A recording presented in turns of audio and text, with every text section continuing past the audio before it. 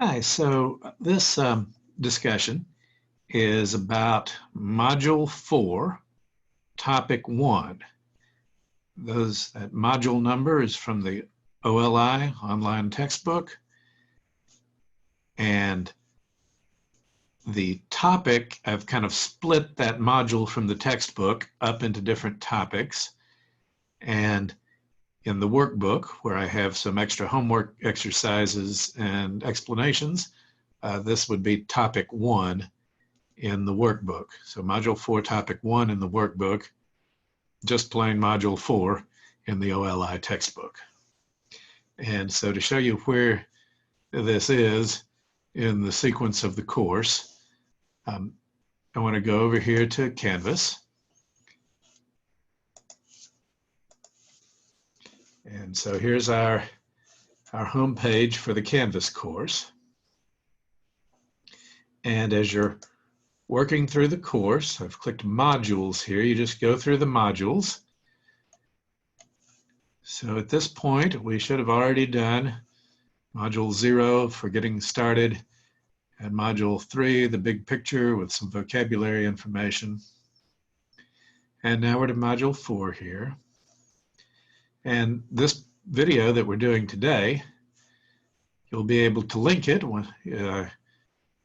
in this Topic 1, Media, Lecture, Reading. In here, you'll be able to get to this video.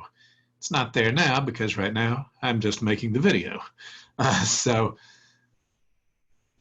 then what it will help you with is this Homework 1 for Topic 1. So I'm going to click on that assignment. There's a little bit of instructions here, and until you get used to the system, there's quite a bit of information to unpack in here. It starts off talking about the discussion section for Module 1, describes all the general requirements for how to make a number line. And then Homework 1 on the topic is immediately following the discussion. And all of this is in the workbook. So it's going to be, whenever you see these, module topic, HW1, HW2 kind of items, those are always referring to the workbook. And you always need to read the discussion before you jump into the homework. Now for this, often those homeworks will be done right in the workbook, and you'll upload something from the workbook. This one, it's about making a graph, and so you need to draw the graph on graph paper, then take a picture of it or scan it and upload that. So our next step is to go over to the workbook, and I'll show you, I'll kind of go through the discussion with you. You still need to read the discussion. The discussion's more detailed. What I'm going to do here is I'll have a PowerPoint on it that sort of abbreviates the discussion, and I can talk and make some extra points that would be a little bit too wordy to write up in the workbook. So I need to go over to the workbook and show you these items. Now, where do you get the workbook? If you haven't already downloaded it, if you go back to the home page for our course in Canvas and you scroll down, there's a link for the workbook over here, and you can click on it and download it. You don't want to do that every time you do a homework. Once you've downloaded it, just keep it and use the same copy all the time so you build up your answers in the workbook. So I'm not going to download that now because I already have a copy. I just want to go over now to that workbook. It's a big PDF file. Here's the workbook, and I'm looking at it in Adobe Reader. If you click this little bookmarks page here, this little bookmark symbol,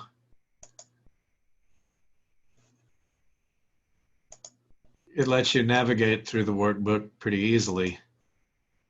So this is Module 4, Topic 1. I'm going to start at the very beginning of the Module 4 here, just to point out some things about how the chapters and modules are organized. So, Chapter 2 in the workbook, or Unit 2 in the OLI textbook, is Exploratory Data Analysis. And that unit has 2 modules inside. Module 4 is about looking at the distribution of one variable. And Module 5 is about the relationships between 2 variables or more. And Module 4 is very long. I've got like 15 topics that have broken it down into. So we don't even need to think about Module 5 anytime soon. So Module 4 is about examining distributions. This is where you measure a single variable many times. So something like you measure the weight of many different people in a population, but you're only measuring the one thing.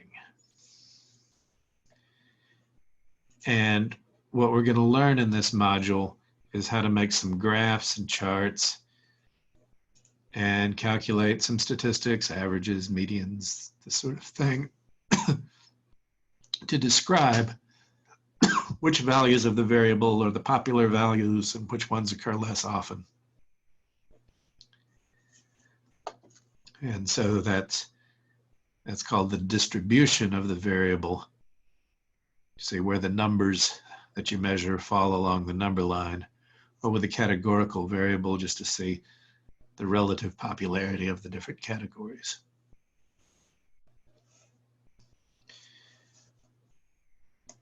So you go to the next page, and here's the Topic 1, the number line plots. So you can pretty much forget about the unit numbers or chapter numbers and navigate by knowing, okay, it's Module 4, Topic 1. And you should read this discussion where you get all the details about how to make a number line plot.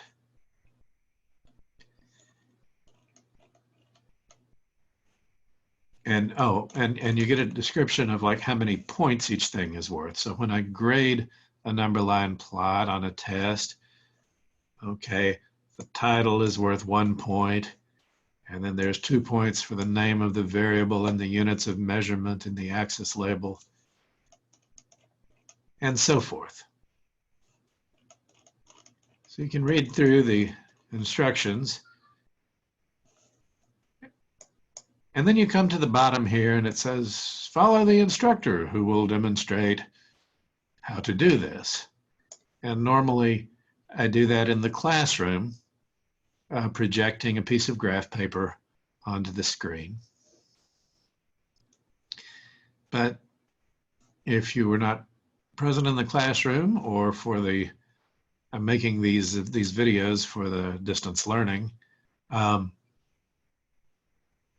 what I've done is later in this video, I'll go through a PowerPoint to do the equivalent of demonstrating the things that are described here in the discussion.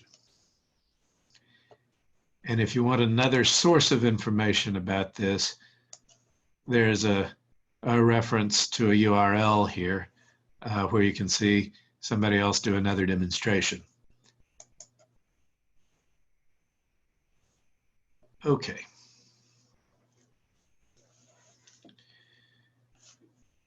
So that's the workbook. And now I just want to go ahead to this PowerPoint presentation and show you how to make a number line plot. So let's see.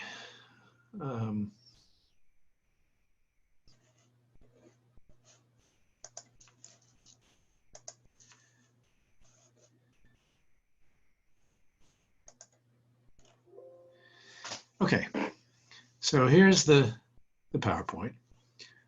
So here's an example of a number line plot, and you can see the components of it, of the distribution of, and then the name of the variable, and this is the diameter of some oak trees. And then you have a number line with a uniform scale. And we're putting little dots here. This little dot indicates that there was one of these trees that had a diameter of 0.8 inches. Now, the reason why all this requires some discussion is the issues in grading them are often identifying what's the name of the variable, what's the population that the variable is measured in, what's the right scale for the graph, forgetting the footnote. So I'm going to demonstrate how you build this graph up from scratch. So these are the features of the graph that I check. These are the ones that are important for making a nice number line plot that people can understand. And these are the items that are listed in the workbook with rules for each one of these that describes what you're supposed to do. And so the workbook will provide more detailed description than what I will do here in the PowerPoint. But with the PowerPoint, instead of just telling you the rule, I'll show you how. So the first issue is to get the right title and axis label. So for the assignments in the workbook, the title should begin with the words distribution of, followed by the name of the variable, followed by the population in which the variable is measured. So the demonstration, I'm going to do a graph based on some data from our workbook. Now I've copied the first few data items from that list over here,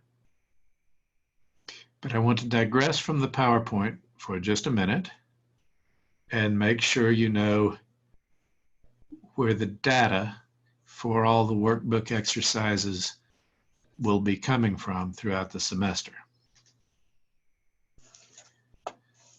So I'll come back here in just a minute, but let's look at our Canvas website.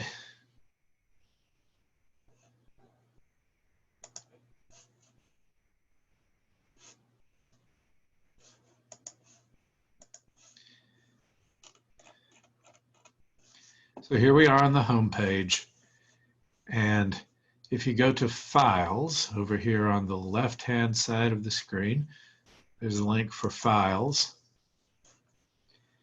and Data 2020 Spring.xlsx. This file here is available to download, and all of the data sets for all of the exercises in the workbook can be found in that spreadsheet. They're also in the workbook itself in an appendix in the back, but it's better to get the Excel version because then you can do arithmetic with it more easily. Okay, so that's where this data came from.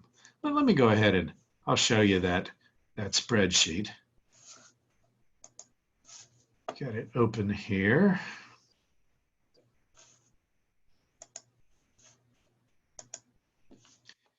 when you open the spreadsheet, you'll find these tabs along the bottom for different data sets. They're more or less in alphabetical order, unless I messed up a little bit. So this is the one on the tree diameters here.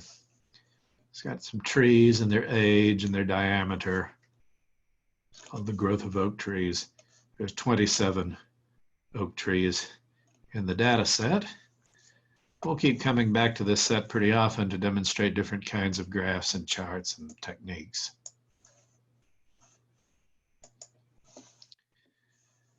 Okay, but back to the PowerPoint. So here's the first few data from that spreadsheet. And we want to make a number line plot for this. And the first step is to identify the variable, the population, and the units. So in this example, we're going to make the title for a number line plot showing how big these trees tend to be. Showing how big the trees tend to be. Now, I mentioned this whole unit at Module 4 is about the distributions of one variable at a time. There's never an X and Y. This is a number line plot. There's no Y coordinate. There's only one variable, and it goes along the horizontal here, the X coordinate. So going back here to this data, what's the variable? It's just, we're talking about how big the trees are, right? We're making a number line plot showing how big the trees tend to be. That means the variable is the diameter. This age thing over here is just something else. It's extra stuff. Okay. So students often see this and they want to make an XY graph with the age on one axis and the diameter on the other. That's not what this is. Okay, this is just the diameter. The age might as well not even be there. Okay. So distribution of, and then the name of the variable. So that's the diameter. So that goes here, the diameter. Distribution of the diameter of what? It's the diameter of a bunch of oak trees. Now this is tricky. The 27 oak trees that we have, that's not the population. Okay, that's a sample. The population would be a lot of trees, like all of the oak trees in California. That's a population. These 27 trees are just a sample. They may or may not be representative of the whole population. We don't know. That's an issue for later. Okay. So when I identify the population up here in the title, if I knew that it was all the trees in California, I would say so. If I said it was all the oak trees in the world, I'd say so.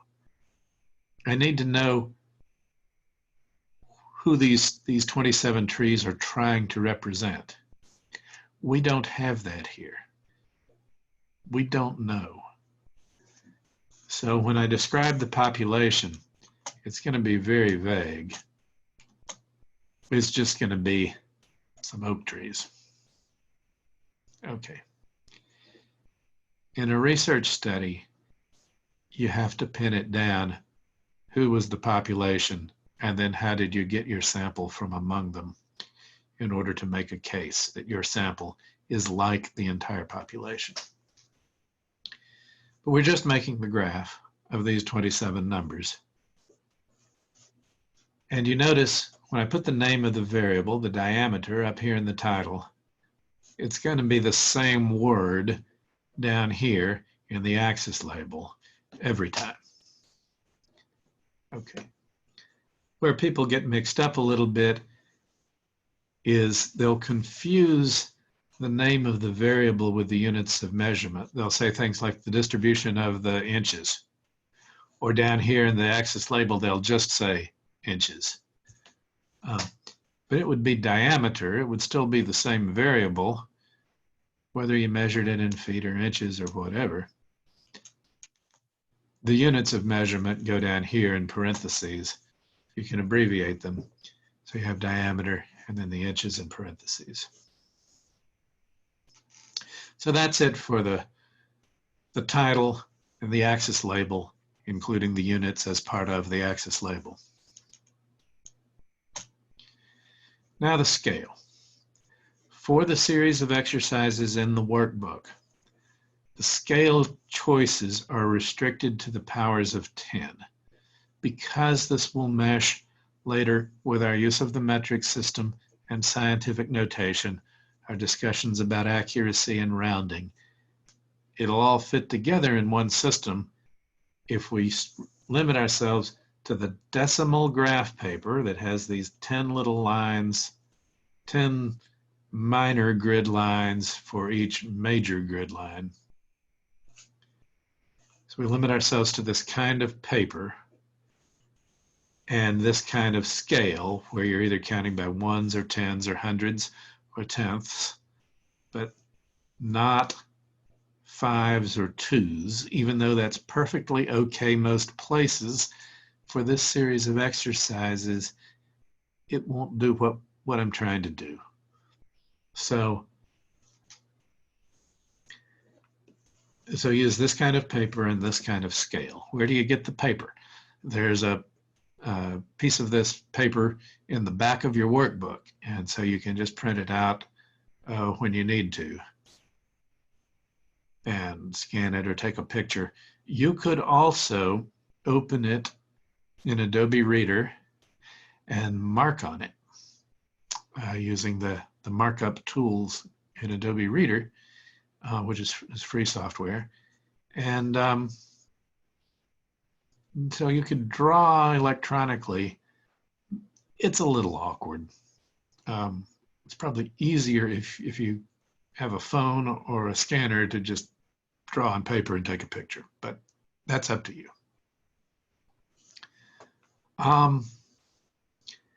So we have to choose a scale to be suitable for this data. Now there's the 27 trees, and the biggest one among them has a diameter of 8 inches. So, I mean, if we counted by hundreds, the entire graph would be, you know, this little millimeter long. Okay, that won't work. It looks like we could probably count by ones. 1, 2, 3, 4, 5, 6, 7. You might get it across a piece of paper, counting by ones. If it doesn't fit, then the next choice would be tens, and you're stuck with a short graph. For our purposes, that's the only two choices. Because sometimes you have to go shorter than you want to make it fit because of the restriction to a power of 10. Okay. So here we are. We want to mark the scale on our graph paper. And it looks like if we do count by ones, we could go 0, 1, 2, 3, 4, 5, and it'll fit all the way across.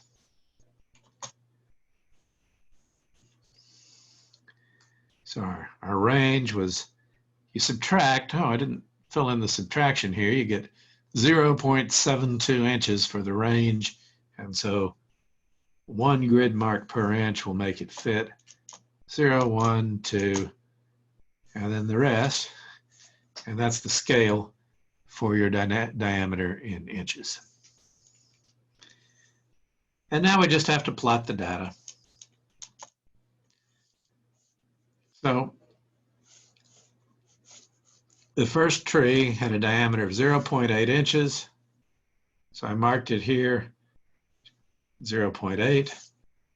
The second tree has the same location. It's also at 0.8. There's no y-axis, but I want to see that there's 2 dots and not just 1 dot. So when 2 of them fall at the same place, I just let them pile up like this and start to make a stack. Okay. No y-axis, but they do stack up. And so if you get enough data, you'll start to build up a kind of a curve that's tall at the popular diameters and short at the unpopular diameters, and that's the distribution. The biggest tree is 8.0 inches, and that's down here at the 8 on the x-axis. Now about the rounding. Sometimes your data will have a whole lot of digits. Instead of 0.8, this might have been 0.8159. What do you do with all those extra digits? Well, you round off. And here's how you decide how much to round if you need to. See, each little tick mark here, each of the minor grid lines on the paper, is 1/10 of the scale. It's 0.1 inches. And so you round to the nearest whole multiple of 0.1 inches. So you're putting whatever the datum is, you're putting it on the nearest minor grid line. So you don't put them in between. Why? See, if you put them in between, they would never stack up. All your data would have different x values. It's only because you're rounding off. See, this is a continuous variable, this diameter. This is, if the reality were known, all these numbers would have many, many digits. So every one of these trees would be a dot at its own place along the number line. So the graph you end up with would just be flat. They'd all be right on the line. But we want to see, by rounding them off, we want to see it start to stack up some places, because the tall stacks will tell us where are the popular x values. As you collect more and more data, it'll start to build up some kind of a shape, and that shape that we come to, that's really what's called the distribution. And we'll talk a lot more about formally what that is later. We're going to draw some various pictures of distributions, get the sense of the meaning, and then we'll turn it all into something about probability theory later in the semester.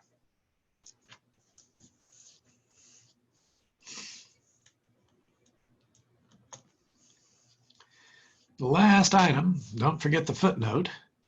So all of these data sets, you know, I copied these from various sources. And unless I messed up somewhere, I should always give you a footnote down here at the bottom of the data set or beside it. And I try to give you footnotes throughout the workbook as well. Now, what goes in a footnote? Why is a footnote important? I think the way we think about this in math may not be quite the same way that they think about it in English classes. At least when I was in high school and so forth, you know, the emphasis in the English class was to avoid plagiarism, to give credit where credit is due. That's part of it. But more importantly, with statistics, there needs to be an audit trail. When somebody makes a claim that we have a certain death rate for coronavirus or something like this, there needs to be a way to trace that. Okay, where did that come from? And where did that come from? Back to some place where you can see a description of how the data was collected originally.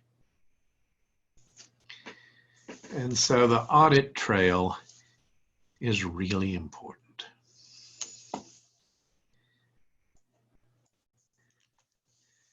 That's all for this topic, and I'll see you in the next video.